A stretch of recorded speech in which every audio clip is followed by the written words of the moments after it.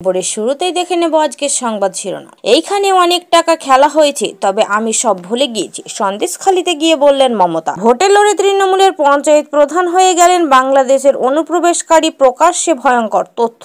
অসুস্থ কালীঘাটের কাকু নিয়ে যাওয়া হলো হাসপাতালে। স্থগিত ইডির চার্জ গঠন।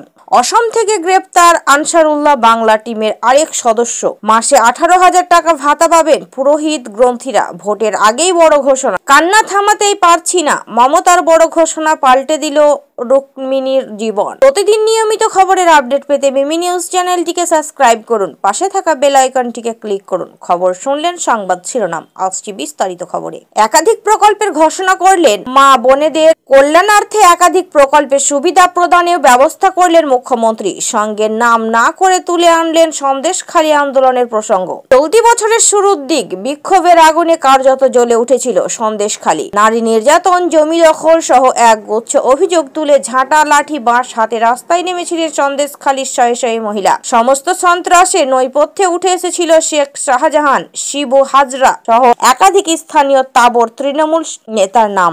কয়েক মাস ধরে চলছিল সেই পর্ব।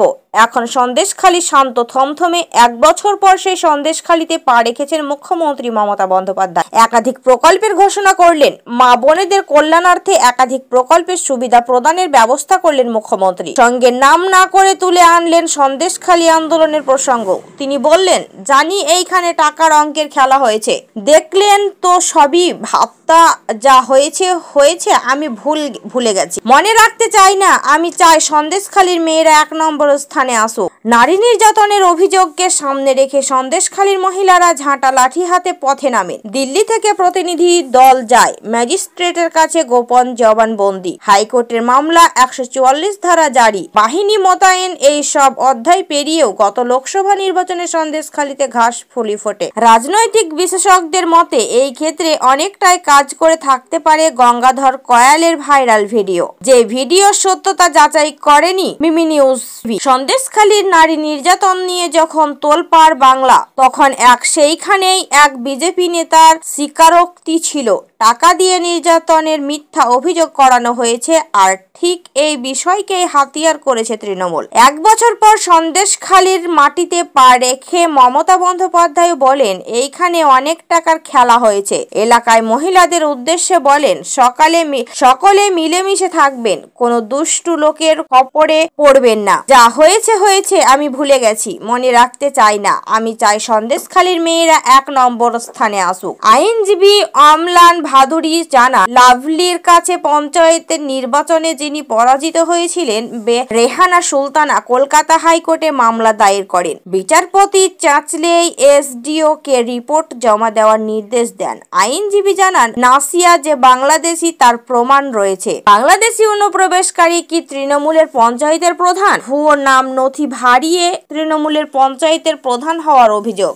মিমি নিউজ টিভির হাতে এই বিস্ফোরক তথ্য। বিতর্কের কেন্দ্রে মালদহের রশিদাবাদ গ্রাম পঞ্চায়েতের প্রধান লাভলি খাতুন। জানা যাচ্ছে, লাভলির আসল নাম নাসিয়া শেখ, বাড়ি বাংলাদেশ। অভিযোগ, পাসপোর্ট ছাড়াই অবৈধভাবে তিনি ভারতে ঢোকে, তারপর নিজের পূর্ব পরিচয় সবটাই মিটিয়ে ফেলেন, বাবার নামও বদলে ফেলেন। 2015 সালে ভারতে তার ভোটার কার্ড ইস্যু হয়। 2018 সালে ইস্যু হয় বার্থ সার্টিফিকেট। জানা গিয়েছে, নথিতে নাসিয়ার বাবার নাম ছিল শেখ মুস্তাফা, কিন্তু অভিযোগ, লাভলির বাবার নাম শেখ মুস্তাফা নয়, আসল নাম জামিল বিশ্বাস। এমনকি ন্যাশনাল পপুলেশন রেজিস্ট্রেশনে শেখ মুস্তাফার পরিবারের লাভলির কোনো অস্তিত্বই নেই। শেখ মুস্তাফা বাবা সাজিয়ে সরকারি দস্তাবেজ তৈরি করা হয়েছে বলে অভিযোগ। পিছনে কি রয়েছে? হরিশ্চন্দ্রপুরের দাপুটে তৃণমূল নেতার মত। ওপার থেকে এসে এই পারের ভোটে লড়াই, তাও কেবল নিজেকে ভারতের নাগরিক প্রমাণ নয়, ভোটে দাঁড়িয়ে লড়াই করলেন। কিন্তু প্রশ্ন উঠছে, কিভাবে?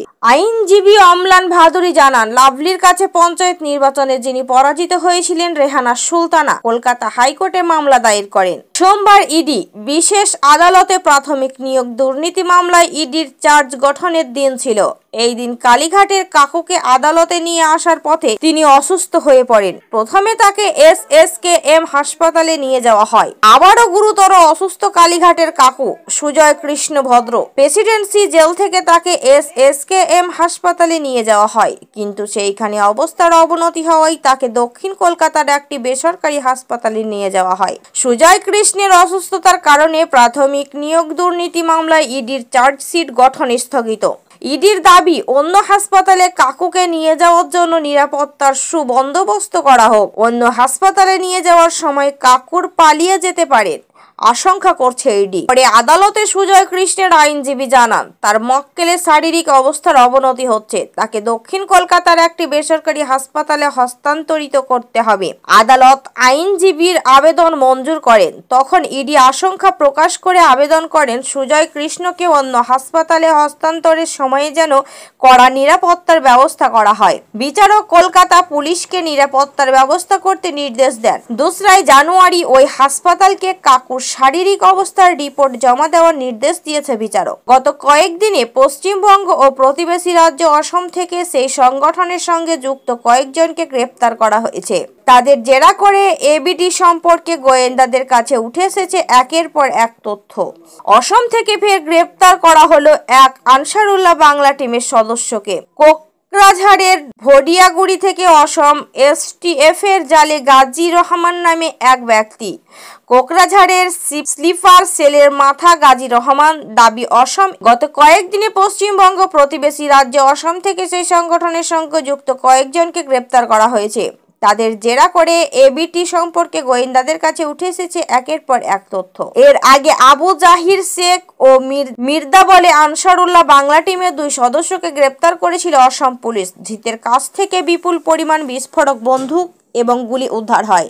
এই দিন অরবিন্দ কেজরিওয়াল পূজারী গ্রন্থি সম্মান যোজনার ঘোষণা করেন। তিনি জানান, ফের রাজধানীর ক্ষমতায় এলে আপ সরকার হিন্দু মন্দিরের পূজারী ও শিখ গুরুদ্বারদের গ্রন্থীদের মাসিক 18,000 টাকা ভাতা দেওয়া হবে। নির্বাচনের আগেই বড় ঘোষণা, পুরোহিত ও গুরুদ্বারদের গ্রন্থীরা পাবেন মাসিক 18,000 টাকা ভাতা।